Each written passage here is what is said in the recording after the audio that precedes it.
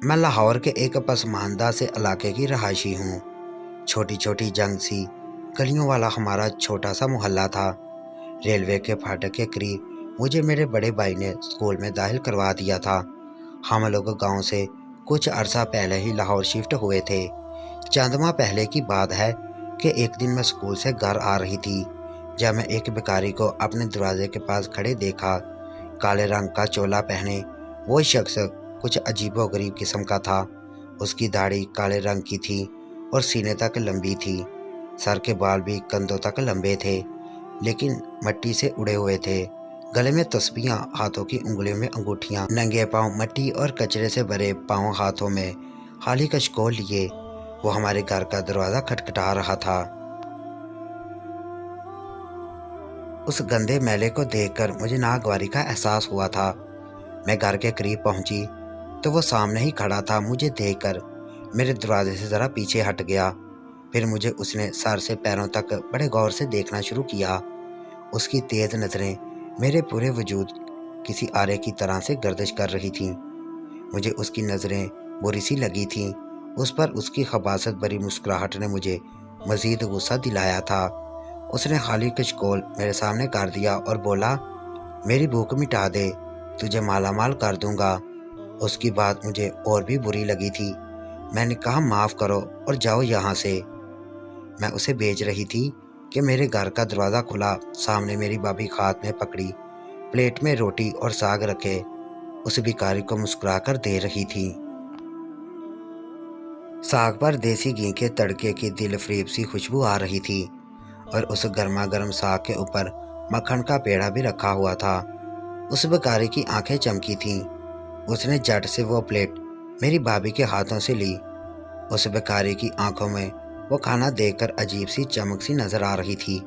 वो भिखारी फिर मेरी भाभी को देखने लगा, कहने लगा, बेशक तू बांझ है, पर देख लेना, जैसे जैसे तू मेरी भूख मिटाती रहेगी तेरी गोद भी हरी हो जाएगी, तुझे नरीना औलाद होगी। बाबा की दुआ है तेरे लिए। इस भिखारी का ये कहना था कि मेरी भाभी यूं खुश हुई थी कि जैसे उसे औलाद मिल ही जाएगी। मैं घर के अंदर दाखिल हुई। साग की खुशबू आरसू फैली हुई थी। भूख तो मुझे भी बहुत शिद्दत से लग रही थी। मैंने अपने कमरे का रुख किया और वहां जाकर कपड़े तब्दील किए और बाहर आ गई। भाभी इस वक्त मेरे लिए रोटी बना रही थी। मैं बाहर सहन में ही चारपाई पर बैठ गई। सर्दियों का मौसम शुरू हो चुका था, इसलिए दोपहर की धूप भी दिल को बड़ी लग रही थी। भाभी ने मेरे सामने सूखी रोटी और ज़रा सा साग रख दिया। मुझे इस वक्त शिद्दत से भूख लग रही थी। मैं तो वैसे ही प्लेट की मुंतज़र थी जैसे भाभी ने इस भिखारी को दी थी। साग में तैयार था देसी घी, ऊपर सफ़ेद ताज़ा मक्खन का पेड़ा, लेकिन ऐसा तो कुछ भी ना था। मैंने भाभी से कहा, बस इतना सा साग और सूखी रोटी। वो कहने लगी, देसी घी बस थोड़ा सा बचा है, वो शाम को जब तुम्हारे भाई आएंगे तब उनके लिए पराठा बनाना है। वो भी मेरे पास अपनी रोटी लेकर बैठ गई। वो भी सूखी रोटी के साथ ही साग खा रही थी। मैंने कहा, जब आपको पता है कि हमारे अपने हालात इतने अच्छे नहीं तो क्या ज़रूरत थी उस भिखारी को इतना खाना देने की। मैं मैले दिल के साथ सूखी रोटी खाने लगी। वो कहने में सुना है कि ऐसे फ़कीरों की दुआ बड़ी जल्दी लगती है। 7 साल हो गए हैं मेरी शादी को, अभी तक मेरी गोद सुनी है। मैंने बड़ी मिन्नतें मुरादें मान ली, पर अभी तक मैं बेऔलाद हूँ। तुझे नहीं पता रानी, जब कोई मुझे बांझ कहता है तो ये बात किस तरह मुझे जहर की तरह लगती है। भाभी दिल गिरफ्ती से बोली थी। मैं और फैसल भाई बस 2 ही बहन भाई थे। मेरी माँ के भी बच्चे होते ही मर जाते थे। फैसल भाई मुझसे 15 साल बड़े थे। उनके बाद माँ के 4 बच्चे हुए, लेकिन पैदा होते ही मर गए। मेरे बाद जब माँ दोबारा उम्मीद से हुई तो बच्चे के साथ वो भी इंतकाल कर गई। मैं उस वक्त 3री जमात में पढ़ती थी। अब्बा ने दूसरी शादी की रट लगाई तो भाई ने कहा, अगर उन्होंने दूसरी शादी की तो भाई उनके साथ नहीं रहेंगे। उसी वक्त घर का बंटवारा होगा और मैं भाई के साथ रहने लगी। भाई ने ही 20 साल की उम्र में ही शादी कर ली थी। भाभी मुझसे बिल्कुल माँ की तरह ही प्यार करती थी। वो मेरी खालाजाद थीं, लेकिन बस औलाद नहीं हो रही थी। भाई ने अपनी ज़मीनें बेचीं और हमें लेकर लाहौर आ गया। यहाँ उसने टैक्सी खरीद ली और छोटा सा अपना घर भी खरीद लिया। अब मैं नवी जमात में आ चुकी थी। भाई की कमाई बासे मुनासिब सी थी।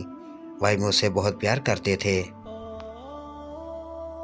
मेरा ख्याल भी रखता था। मुझे बाप की शौकत की कभी कमी नहीं महसूस होने दी। मेरे वालिद ने तो दूसरी शादी करके पलट कर कभी हमारी खबर तक न ली। अपना घर बेचकर अपनी दूसरी बीवी के गांव चला गया था। मेरी भाभी वैसे तो बहुत अच्छी थी, लेकिन उसका पीरी फकीरी पर बड़ा अकीदा था। मैंने कभी उसे किसी फकीर को खाली हाथ लौटाते नहीं देखा था। मुझे भी उनकी इस आदत पर कभी एतराज़ नहीं हुआ था, लेकिन यह पहला बेकारी था जो मुझे बड़ा मशकूक सा लग रहा था। उसका हुलिया, उसकी तेज़ नज़रें, उसकी ज़ोमैनी बातें, सब कुछ अजीब सा था। मैंने भाभी से पूछा कि इस बेकारी को पहले तो नहीं देखा, ये कौन सा फकीर है। मेरी बात पर वो कहने लगी, मैंने भी आज पहली बार ही देखा है, लेकिन इसने मेरे बारे में बातें भी बताई। ये कहता है तू 7 साल से बेऔलाद है, लेकिन तू बांझ नहीं है, तेरी किस्मत में औलाद है। भाभी ने मुझे बड़ी हसरत से ठंडी आ भर कर कहा, सच ही कहते हैं कि औलाद की महरूमी औरत का अधूरापन बन जाती है। मेरी भाभी हर बार से इस उम्मीद लगाए वो सब करती रहती थी जो उन्हें कोई बताता था। कभी किसी दरबार पर, कभी किसी आस्थाने में, कभी तावीज़, कभी डॉक्टर। गोया कि कोई इलाज इन्होंने नहीं छोड़ा था, लेकिन उन्हें औलाद नहीं हुई थी। इसलिए भाई ने तो दिल को समझाकर मुझको अपनी बेटी समझ लिया था। लेकिन भाभी की वक्त के साथ साथ यह ख्वाहिश जुनून की शक्ल अख्तियार कर गई थी, और यही वजह थी अब इस नए भिखारी को मेरी भाभी ने अपने घर का रास्ता दिखा दिया था। मैं जानती थी कि अब यह भिखारी रोज आएगा और भाभी उसे आधा खाना उठाकर दे दिया करेगी। बाकी बचे हुए सालन में से भाई के लिए निकाल कर जो रह जाएगा, उसमें से मैं और भाभी चटनी की तरह खा लिया करेंगी। अगले रोज भी वो भिखारी हमारे घर के सामने खड़ा था। भाभी को कोई धागा दिखा रहा था और साथ कुछ बता भी रहा था। मेरी भाभी बड़े गौर से सुन रही थी। मुझे वो भिखारी ढोंगी लगता था।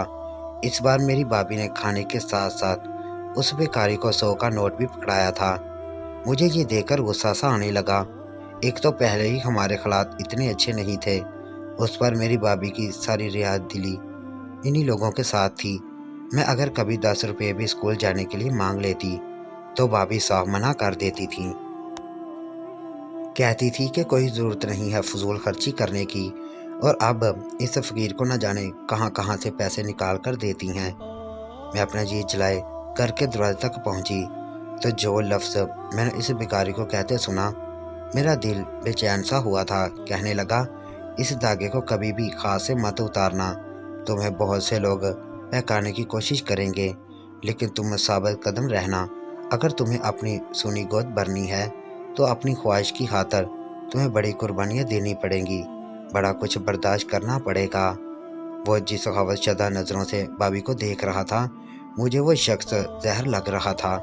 ना जाने भाभी को क्यों समझ नहीं आ रही थी, वरना औरत तो खुद पर उठने वाली हर नज़र पहचान जाती है।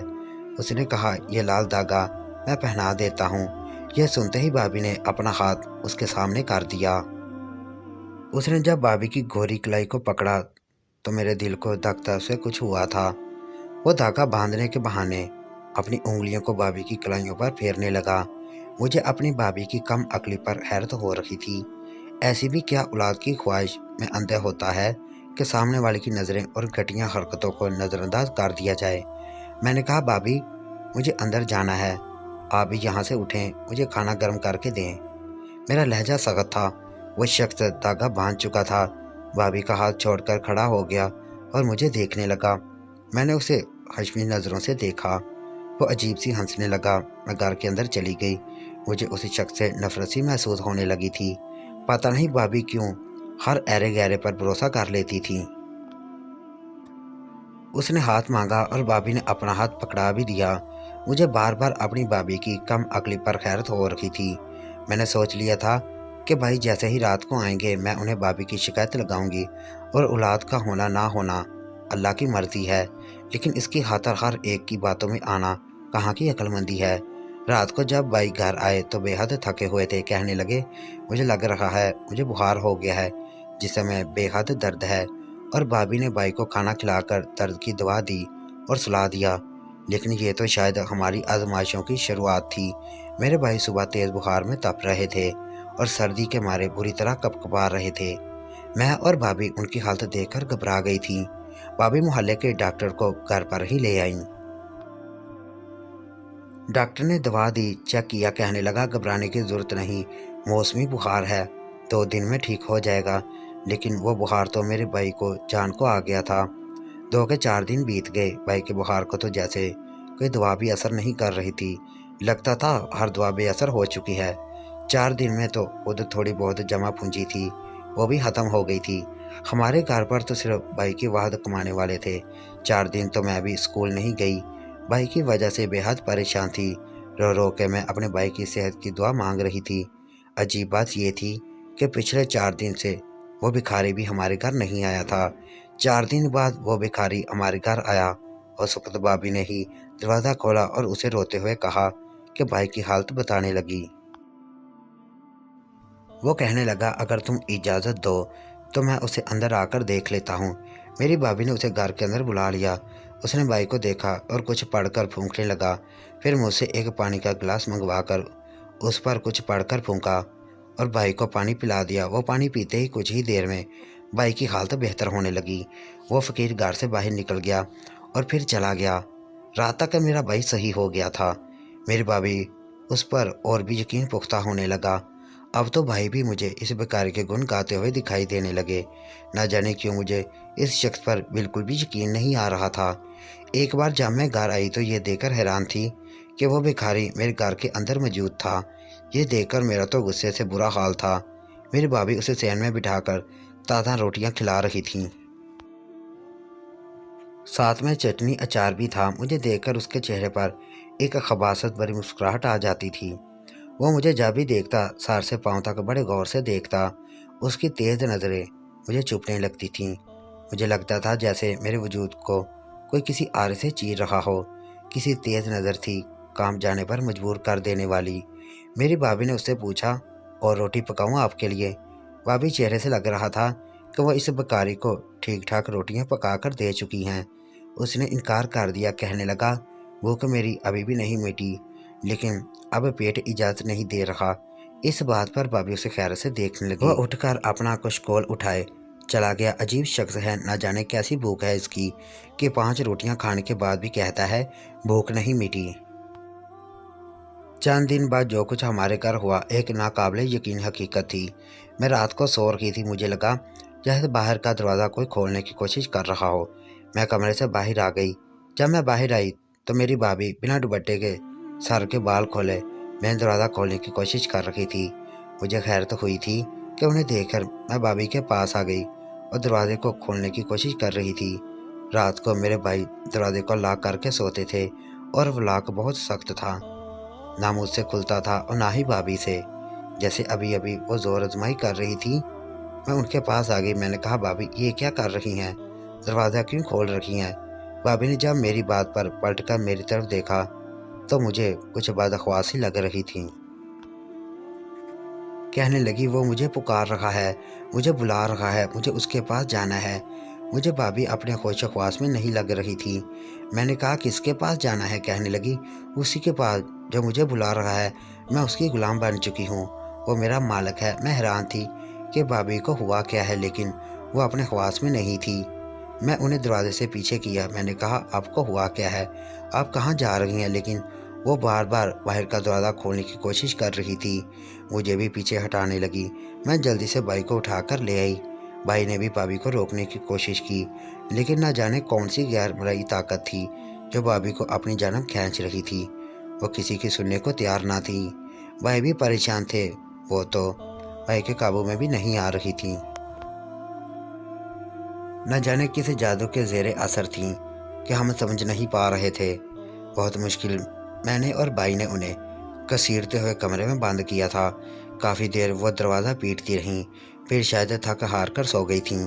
بھائی صحن میں پریشان حال اپنا سر پکڑے بیٹھے تھے۔ میں روئی جا رہی تھی۔ میں نے پہلے بھابھی کی ایسی حالت نہیں دیکھی تھی جیسی اب ہو گئی تھی۔ بھائی مجھے ڈانٹنے لگے، کہنے لگے میں پہلے ہی بہت پریشان ہوں، اس لیے اپنا رونا بند کرو۔ میں نے کہا بھائی भाभी को किसी से दम करवा दें। वो कहने लगे, वो फ़कीर बाबा आएगा तो करवा दूंगा। मैंने कहा, अब किसी और से करवा कर देखें। कहने लगे, वो बहुत पहुंचा हुआ है, उसने मुझे भी दम किया था तो मैं चंगा भला हो गया था। हम दोनों बहन भाइयों की रात आंख में कटी गई। ये सुनकर चुप हो गई। सुबह जब तक हमने कमरे का दरवाज़ा खोला तो भाभी कमरे में कहीं नहीं थी।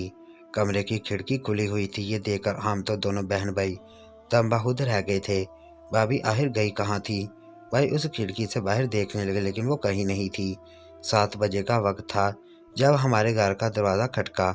हमने दरवाज़ा खोला तो भाभी वजूद बिखरी हालत में घर के दरवाजे पर बेहोश थीं, और मोहल्ले के किसी शख्स ने उन्हें ऐसे देखा तो हमारा दरवाज़ा खटखटाया। मैंने जब भाभी को इस हाल में देखा तो फ़ौरन से चादर लाकर उन पर डाल दी, क्योंकि उनके कपड़े जगह जगह से फटे हुए थे। भाई भी जल्दी से उन्हें उठाकर अंदर ले आए। 2 दिन बाद भाभी को होश आया तो उनके पूरे वजूद पर नाखूनों की खरोंचें थीं।